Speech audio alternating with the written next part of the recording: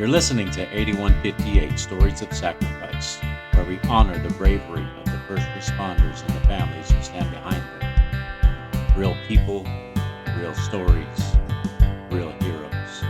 This is 8158.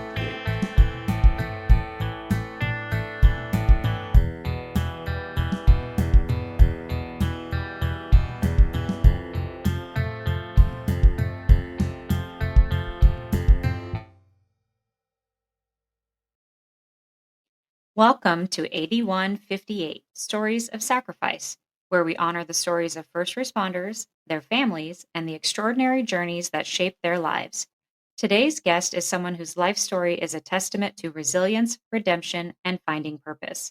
Joining us is your host, Rico, the visionary behind 8158 Stories of Sacrifice. Raised amidst challenging circumstances, Rico's early life was marked by instability, trouble, and a search for belonging. Despite brushes with the law, time in juvenile detention, and even prison, Rico's story is one of transformation. While serving 14 years in prison, Rico found opportunities to gain skills, from earning his CDL to exploring paramedics training. It was during this time that he began to develop a sense of purpose that would guide him toward the life he lives today. Since his release, Rico has become a truck driver, a homeowner, and a proud fiance. But one event in 2024 changed everything, losing his cousin Billy, a sheriff's deputy in the line of duty. This devastating loss inspired Rico to find a way to give back to the first responder community despite the challenges of his past. Today, he's here to share his incredible journey, how 8158 podcast was born, and his mission to amplify the voices of those who serve and sacrifice for others. Let's hear his story. Hello, I'm Rico, host of 8158 Podcast. For today's episode, I am going to have my wonderful and beautiful fiance, who is my productions manager. She is going to be doing my interviews, so she is a guest host for today. She's going to ask me a series of questions so that the listeners can kind of get to know a little bit about me and why I have started this podcast. So, with that being said, I'm going to hand over the reins to Brianne, and she will get started. Thank you for having me. I'm excited to be here. Like Rico said, I am the production manager. So I do all the stuff behind the scenes, all of the emails that you get when you contact us, you're going to get from me. I schedule all the interviews. I set up all the questions. I do all the social media. So that's my job. I'm the behind the scenes girl. So thanks for having me. And I'm excited to interview you today. So let's get started. In the intro, we talked a little bit about how you had a lot of challenges growing up and you moved around a lot. So, can you describe what that was like, what some of the major challenges were frequently by having to move around a lot? Uh, moving around a lot, it had, I guess, it was a double-edged sword. Um, on one side, it was hard because you made new friends and you got to know people, and you had to move. And you had to start over, new schools, new friends. Um, and it was hard, when you're a kid, you don't want to leave your friends behind, but yet, what can you do? You're not the adult, and so you're pretty much at the will of your parents. Whatever they do, that's what you got to do. You got to follow. On the Right. other hand, that allowed me to view things a little differently and allowed me to uh, get to know a bunch of people, get to know different people, and not just be stuck in one place. You know, um, I know a lot of people have the opportunity to grow up in the same towns and the same places and have a reputation of being, the face of the town. I didn't have that. I just had, uh, that uncertainty of where I was going to be. Um, and that was a challenge in itself, is not knowing, because you come across people that maybe don't like who you are or what you look like, and they judge you for who you are, and then you have to overcome that challenge, and you either uh, try to deal with that or you try to stay away from those kind of people. And I guess I became self-reliant and, becoming judging, not judging people, but kind of getting a sense of who people were. And I didn't really withdraw from people. It just made me sit back and, read people better, I guess, to kind of get to know that who that person really was. You know, uh, Instead of coming out and just being a socialite, I just kind of stand back and just kind of read them and to see if they were somebody that I would want to associate with. Yep, that makes complete sense. Okay, so we also talked about in the intro that you did not have a stable role model in your life. And so, how did the absence of that shape your view of family and responsibility? Well,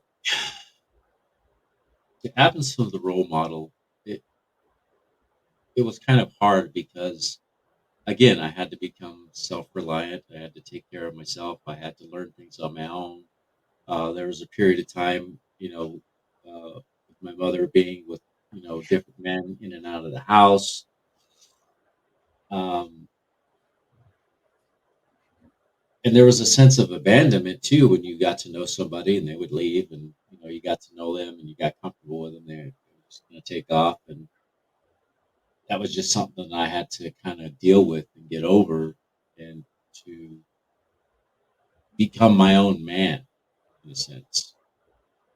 Um, Obviously, it wasn't the healthiest way to do it, but it was a way of me coping as a child, and a way of me trying to, I guess, overcome obstacles that I had in front of me. And you had to grow up really fast. Oh, absolutely. I had to grow up really fast. I mean, I helped my mother with my sister, changing her diapers and feeding her and doing all these things. And I was only 6 years old at that time. Yeah, And that's not the first time I've had to do that. I've had to do it multiple times after. right. So, you had talked about how your grandfather, before he passed away, was a detective, and that your dad, who wasn't really around a lot, was a firefighter. But how did that view your perception of first responders, even though they weren't really around? What was your perception of them based on that? I was pretty proud of the fact that my grandfather was a detective. Before that, he was a motor patrol. And when we used to go to my grandparents' house, he had this book, and it had all these police pins on it and all these pictures that were in it. And it had pictures of him and his bike, and pictures of when JFK was in Berkeley, California, because he was in Berkeley, police detective. And I was always proud of that fact, and I was always excited as a kid to go see that book, because that was like my favorite book to go look at. You know, I mean, it was just kind of an amazing thing for me, and that was the first thing that I gravitated towards. Um, and my father, I was just a baby when my father was a firefighter, first responder, and I was probably about 2 years old, and I wish I still had that picture, but it was a picture of me in this Granny Smith candy apple green fire truck, and with his helmet on, and that was the only picture, and I was probably about 2 years old, and I always thought that that was the coolest thing, of me sitting in that fire truck with the fire helmet on. And I wish I knew where that picture was. I'd have it posted up in my office right now. Um, it made me proud to know that my dad was serving. It made me proud to know that my grandfather, uh, on my mom's side, was serving and had served his community. Um, but like I said, they weren't a huge influence on me because they weren't around me. Grandfather's gone, and my dad lived in a different state, and it was just hard. So it's not like that influence kind of stuck with me because it was not part of my life. Right, right. Okay, well, let's move on to your more formative years. So you were with the Big Brother Big Sister program and you had a mentor. How would you say that Would you that say that? has influenced your life or had influenced your life during those informative years? Um, yeah, so I was in a big sister, uh, little brother program, and um, funny enough, the person that was chosen for me, he worked in the jail, and he was becoming a cop, and he served in the military. Um, and I just thought it was I didn't really know the guy. I was kind of intimidated by him a bit, and he kind of worked his way in and just kind of let me know because he looked pretty mean, but he was a really nice guy. He was an amazing person, um, and that had an impact on me too because I was proud to know who he was. And there was a period of time where he was gone, and I understood why he was gone because he was in the police academy and he became a full-time police officer. Um, and that made me even prouder. He was a part of my life for quite a few years growing up. Uh, I'd say from 11 years old till I was about 15. So And you've always kind of had first responders around you, whether directly or indirectly. And now looking back on it, you think about it and you think, oh man, I had first responders around me all the time. I never realized it now until I started thinking about it. So it's kind of interesting. That's all led now to this point in time. But looking back on the time with him, is there anything that he taught you? Any lessons that stick with you still today? um, just being yourself and just standing up for yourself and believing in uh, believing in yourself. Um, Also, he taught me a lot about guns and how not to play with guns. And I remember times when he left his reserve sidearm, leaving staying on the table, his badge there, and I knew not to mess with it. I mean, he brought out his guns and he showed me how to open, clean them out, and showed me how to handle them properly. And he said, "These are not toys. You do not point them at people." And he just taught me the proper way to handle weapons. Good, good. That's really important. There needs to be more education around guns and gun violence and all that stuff. Oh, absolutely. I mean, he had them out all the time, and I never touched them. I never played with them because I That's knew there was a purpose behind those weapons, and that in the house there was no purpose. There was no right. reason to handle them. Exactly, exactly. So let's talk a little bit about when you were in the foster care system after you were no longer living with the mentor. What was the most difficult part about moving between different foster homes, and how do you think it shaped your resilience today? Well, it kind of goes back to the abandonment, because I got really close with Tony and his wife, and that's part of one of the questions here is I was really attached to them, and they were like my second family. We did a lot of family things together, and I was treated like one of their family. I was at their wedding when they got married. We went on vacations together. Wherever we went, we did together. Um, and unfortunately, the time came that they wanted to start their own family and move on, and it was time for me to go to my prospective foster home, whichever the foster care service decided. And again, I felt there was abandonment issues because I didn't want to leave. I wanted to stay there, but I knew I couldn't because that's not what they wanted in their life at that time. because they were starting their own family. I felt kind of jaded a little bit.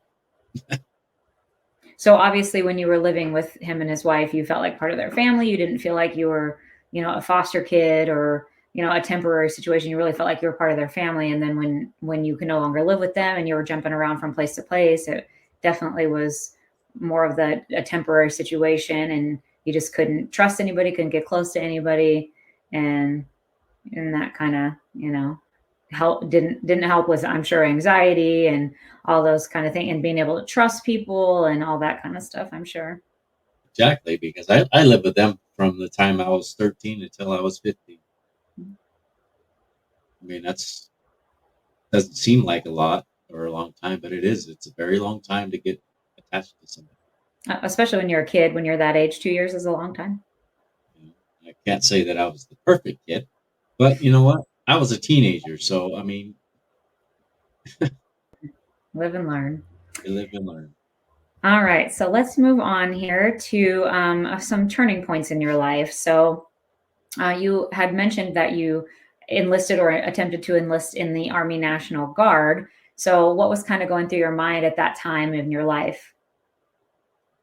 At that time, I wasn't really going anywhere, and I didn't have any real purpose in life. And also at that time, I had just had my first child, and I was 19 when her mother was pregnant, and I was 20 when my oldest daughter was born. I didn't want to work fast food. I did because it was a job. I didn't want to work in a small town where, because I was living in a small town at that time, and I just felt like it was a dead end. I didn't want, I didn't want that kind of life for myself, and I didn't want that life for uh, my kids. Um, and I think Tasha might have been on the way by then.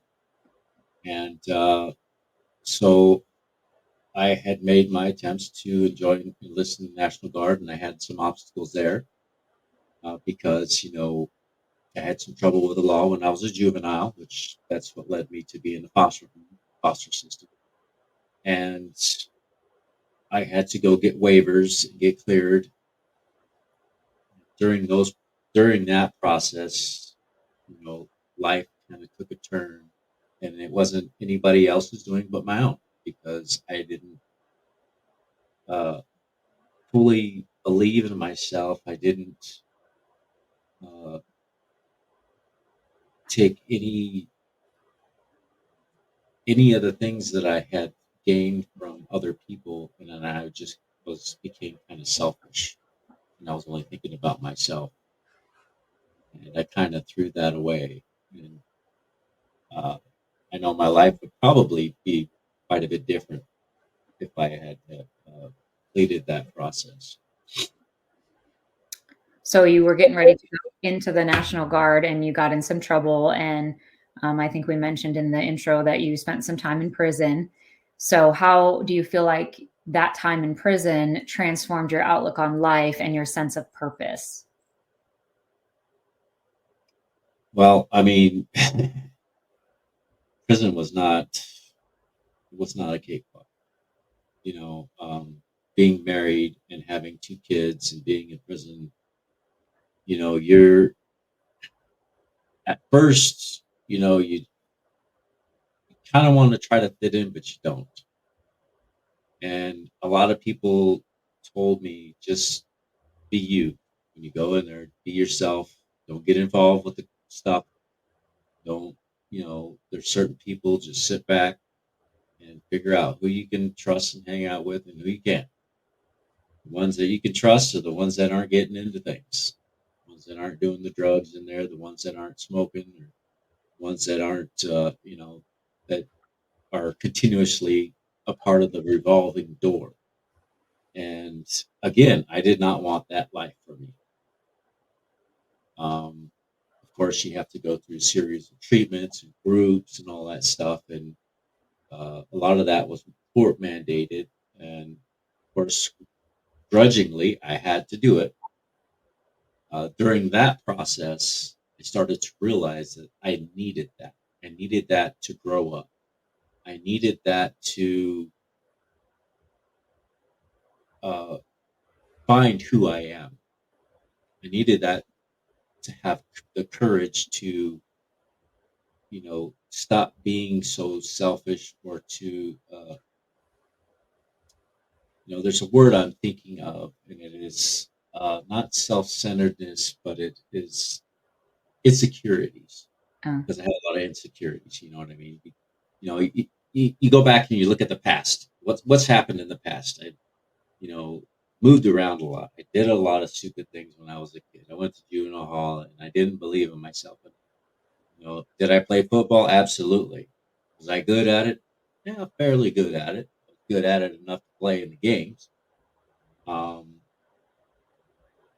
but I still didn't believe in myself. And I had a lot of insecurities in that. And going through the process of treatments helped me to kind of overcome those insecurities and help me to deal with the abandonment issues and to realize people are going to come and go in your life.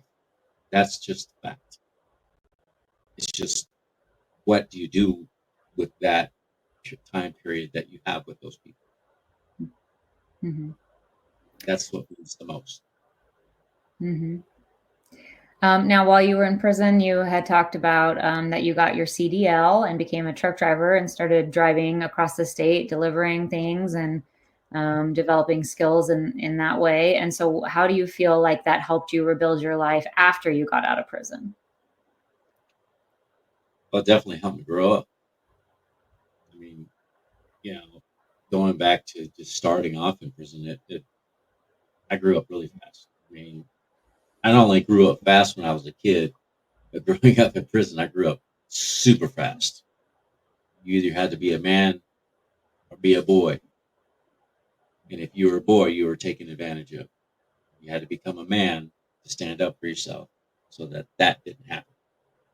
So I had to make a choice. Do I remain a boy and live that life of the revolving door and be taken advantage of and be part of the prison social life? Or do I become a man and decide I want to do something for myself that's going to improve myself when I get out of here and have possibly have make myself to have a better life? Do I want to, even though it was hard for me to do, I had to do the whole CDL thing, I had to do it on my own. It was offered. They didn't encourage anybody to do it, but they offered. I had to ask for it. I had to get after it. And I had to do it myself. And once I started that process, then they started helping us with it. So it wasn't a given. You had to earn it. And the job that I had in the warehouse, obviously, I was in the prison uh, for a total of 9 years inside the fence, and the last 5 years were outside the fence at the work dorm. That's when I had the trucking job of delivering furniture, food, supplies to different prisons around the state, juvenile facilities, and furniture to all state, local, and county facilities like sheriff's departments, state troopers, all the way to the Capitol building. We could deliver furniture in many different places. I mean, and that gave me a sense of purpose, and that also showed me a level of professionalism because I was dealing with different people. I wasn't dealing with your average day Joe. I wasn't dealing with inmates. I was dealing with professional people, and that right there forced me to grow up and to be a man and to be more of a professional person. And it also helped me to strive to want to be successful in life. So, since getting out of prison, how has truck driving helped you to rebuild your life? Well, I mean, here I am. I'm, you know, initially getting out of prison, it was a struggle. It's not easy, and I'm not going to lie about it. It was a struggle. Nobody hands you anything. and it's not going to be easy, and it's hard. And when you have a felony and you try to get a job anywhere, nobody wants to hire you. I don't care who you are, unless you know somebody. It's hard. But I had to fight and I had to struggle, and I had multiple different jobs to get to where I am, and I had to, just kind of keep moving forward and keep staying positive and continue to fight for what I wanted. And here I am today. I've been, I've had my CDL for over 20 years, and I've got 15 years or maybe more over the road for driving semi trucks. Um, it made me responsible. I, I would say that it made me successful in a way, because here I am. I own my own house with my beautiful fiance here, and we have nice cars. Our house is brand new, and this is my first time owning a house. So, I mean, what can you say? I mean, that that in itself says it all. I did not become that revolving door. I put all that stuff away from me. No, I didn't even want to talk about it. People wanted to ask me about it. I didn't want to talk about it. What's the point? Yeah. Don't ask me about it. It's done and over with. I'm Mm, looking towards the future. My exactly. past is past, and the past is dead. Yeah. This is where I am today. This is Right. what I want today. And having that CDL really probably gave you a little bit more of an advantage than someone else coming out of prison, especially for that long a period of time, because you had kind of that skill to fall back on that other people don't have. And so rather than having to go work at McDonald's or someplace like that, you were able to show that you have the skill, you're very valuable, and it made it a little bit easier to go out and find a truck driving job versus, having to do something else that maybe doesn't pay well or that would just put you back through that revolving door. Absolutely, it makes it a lot easier. Yeah. Um, Unfortunately, there's certain requirements of having a CDL that you have to have before people will hire you. You have to have a minimum of at least 1 to 2 years experience within the last 3 years, which was hard because I didn't quite have that. Uh, I would say legally, but I would say like uh, as far as the DOT standpoint, because it was state and we didn't fall under those guidelines, even though I had been doing it for so long. So it made it harder for companies to want to hire you because, or hire me because of the insurance. The insurance companies don't want to hire people that don't have the experience, even though I did. Uh, but I just continued to get after it, man. I didn't give up. I continued to do what I wanted to do, and I got to where I am today Right. because I did not give up.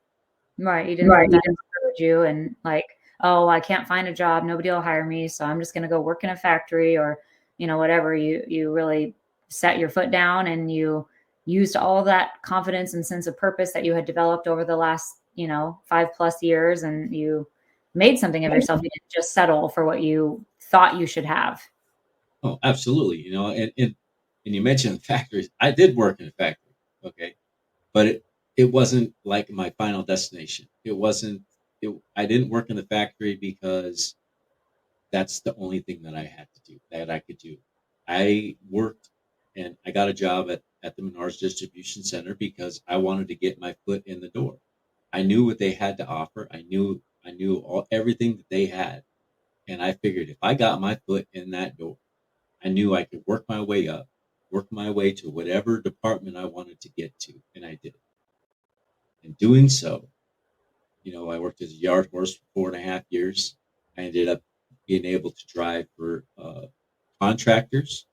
I ended up being able to drive for them for a while. And unfortunately, my mentor that I drove for uh, about a year, and him and I, we had come to an agreement to, possibly, because he wanted to retire, and I was going to buy his truck. And he unfortunately passed away from COVID.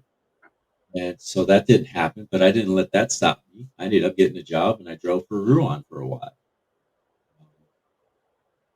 So, I mean, there was many trials and obstacles, but it's still, I did not let that get me down.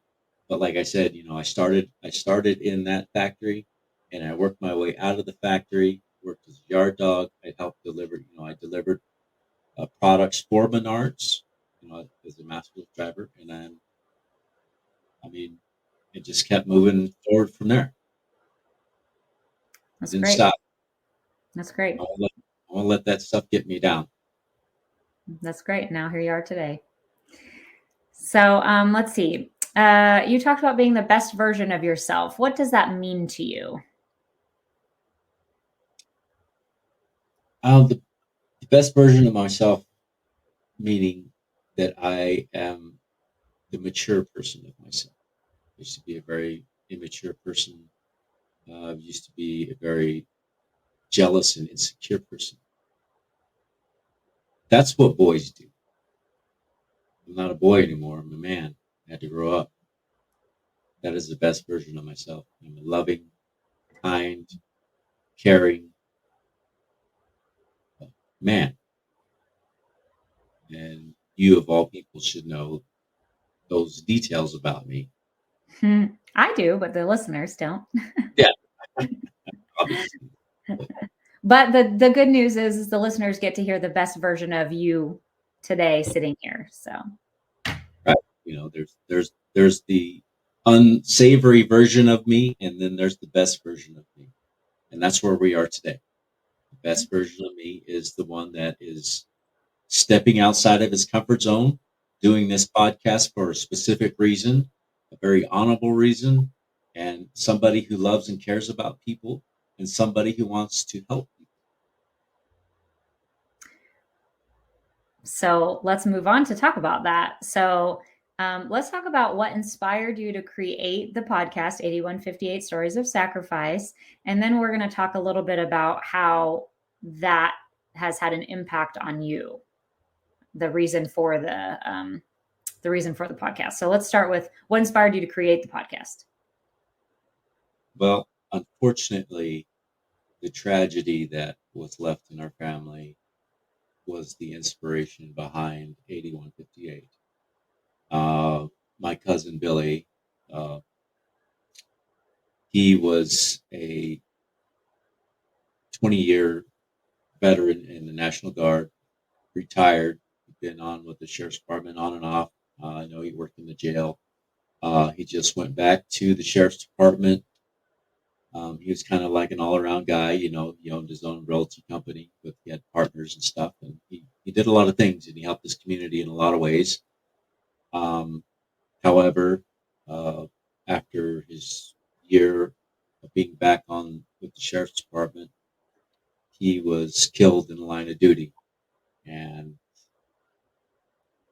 that left a huge impact on us, on our family. It left a hole in our family, but also it gave me courage to want to step up, stand up, step out, and speak out.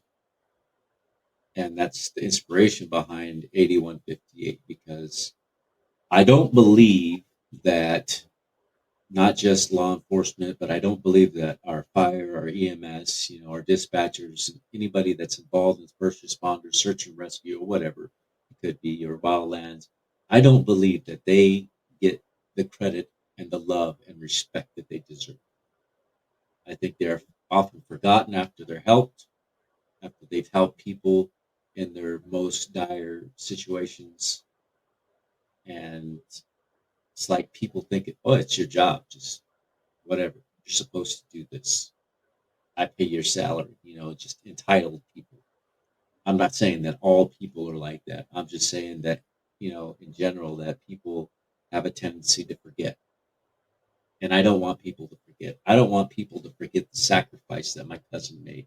I don't want to forget people to forget the sacrifice that firefighters make when they rush into a burning building to save somebody's life, or their child, or their pet, or whatever the situation may be. I don't want them to forget the fact that paramedic or that EMS had revived them and brought them back, or because they were in an overdose. They brought them back to life, or the dispatcher that kept them alive because they advised them what to do in the situation that they were in and them sending them help. So, would you say that you hope that the podcast will help people to realize that first responders are people too? They're humans too. They have families. They go to work just like the rest of us and hope that they come home. Mhm. Would you say that that's kind of the hope for what people take away from this? Absolutely. I mean, because that's what it's all about. You know, our first responders, they do have families. And I'm a prime example of that. Billy was my cousin. We didn't have the closest relationship, but I still loved him. I still had an admiration for him and I still respected him. And I do have other friends that are first responders and they do have families and are loved. They are people that are relied on, you Absolutely. know. And I And there hope, are people at home that want them to come home every night or absolutely. whenever their shift is over. I mean, absolutely. So, with that being said, how do you see the podcast growing in the future? What plans do you have? Well, I'm gonna imagine that, and I'm gonna put out in the universe that this podcast is it's gonna thrive and it's gonna boom because I don't think that there is, if any, if there is, there's not enough podcasts that are speaking in favor of our first responders. COVID probably is a prime example, or what happened to George Floyd. Yes, we are all sad about what happened to him. It wasn't right. But you can't count all the bad, those very few bad apples against all of the brave men and women that serve their community. There's more of them than there are bad apples.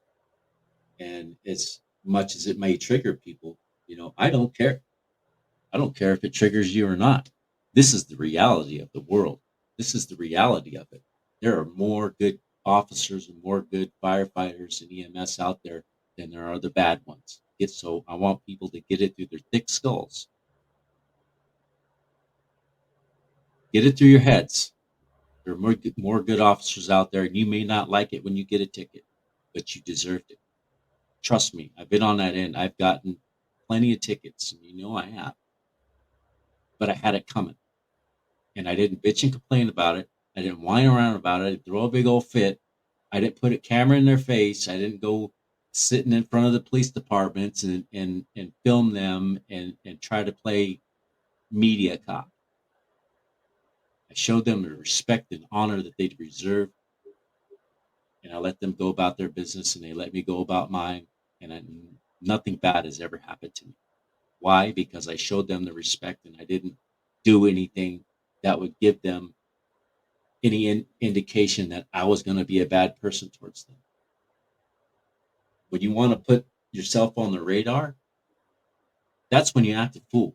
When you act a fool, you put yourself on the radar. That's when their guard goes up. Absolutely. So, do you have any future plans for expanding the podcast? Oh, absolutely. We do have other plans. We would like to not just expand the podcast, but we want to start a nonprofit organization that deals with uh, offering scholarships to new recruits for all first responders. We would like to also offer specific scholarships to families of their lost loved ones that were killed in the line of duty. And also, we spoke about doing a second chance scholarship for juveniles who can qualify for being a first responder.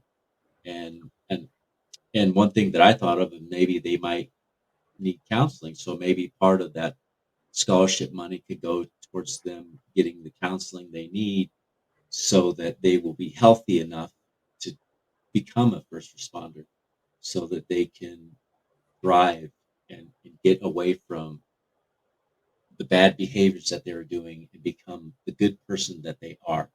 because there's a good person in everybody's heart. It's just got to be brought out sometimes. You know, Those are those are great goals. yes, those are the things that I didn't have when I was going through my trials. I didn't, I had a lot of good people coming in and out of my life, but it wasn't enough to make that big of an impact. And when I thought about counseling when I was growing up, was I don't trust counselors. I don't want to do it. But sometimes you just got to let your guard down and just talk to them and let them bring the good out of you. Yep, those are great goals and great aspirations for the podcast. And if you put it out into the world and manifest it, then good things will come. So we'll see where we are this time next year. We'll check in with you this time next year and see where you're at. So, what advice would you give to someone who feels lost or uncertain about their purpose? Well, I've been there.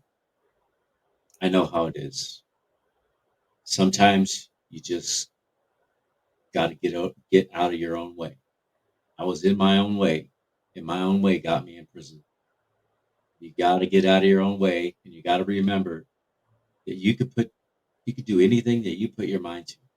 You can, you really can. You just got to get out of your own way and make your mind up. Once you put that in your mind and you get that mindset that this is what I want, to go after it. You don't sit around. You can't sit around. It's not going to come to you. You have to earn it. You have to get out there and do it. And I would also, to add on to that, say yes to opportunities when they're presented to you. Don't be scared. Don't be like, oh, it's that's not me, or what if I fail? Just say, if an opportunity presents itself, say yes to it, because you never know how it could change your life. You never know where you could be. And that's a good point because I took opportunities that I didn't think really would help or didn't matter, or didn't want to, didn't pertain to what I was doing.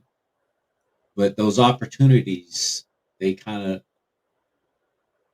moved into other opportunities, and those Exactly. opportunities continue to roll up to different things, and so like you said, just say yes. It may not pertain to you at that moment, but you never know where life will take you. And do not doubt yourself. Don't doubt yourself, because you can do it. And do not refuse yourself any opportunities that might come your way, because then again you're just getting in your own way, getting in your own head. And Absolutely. that's your worst enemy. You yourself are your worst enemy when you get in your own way. Absolutely. I'm a prime example of that. That's why I can say that. All right. So, last question to wrap up. If you could say anything to your younger self, what would you say? Boy, if I could talk to my younger self, boy, I'd slap myself silly. No, but really, I would just sit myself down and I would say, look, you have great opportunities. There's, don't let your past get in front of you. You don't have to go down these roads. You don't have to do these things. You are a better person than that, and you're good. You're going to become a good man. Just have faith and believe in yourself, no matter what anybody says. You know, I've been called stupid, because I didn't want to go to school and didn't want to do my homework. My own teacher called me stupid, That's and terrible. that was just because I didn't want to do the homework. I hated homework. I didn't think homework was that. If I wanted to go to school, I want to learn in school, not do homework. Yeah. Homework, you know, but that at that time, that's I had to do homework, but Hmm. I refused to do it. I was Hmm. wasting my time. That's the way I thought. But Hmm. anyways, going back to this, I would just tell myself, just do what you got to do, save the pride, just let it go, be a man, grow up, don't be insecure, don't let things pass you by. Take the opportunities and go for it. You can do anything you want. You just got to set your mind to do it. And you have to get after it. It's not going to come to you. You have to go to it. Exactly, exactly. Well, thank you very much for having me come on and guest host and interview you and have the listeners get to know you a little bit better. And then just a quick little blurb about what's coming up on the next episode. We will hear from Rico's cousin Billy's wife, his widow, from who has been dealing with the loss of him over the last 6 months. So we will be talking to her, and we'll also be talking to his sister. So stay tuned for those episodes coming up shortly, and we will see you next time. Thank you, everyone, for showing up, and we appreciate your support. And we love you all. We love our first responders. We love our men and women that serve our country, put their lives on the line. May God bless you. We love you all. You do us a great service. And thank you.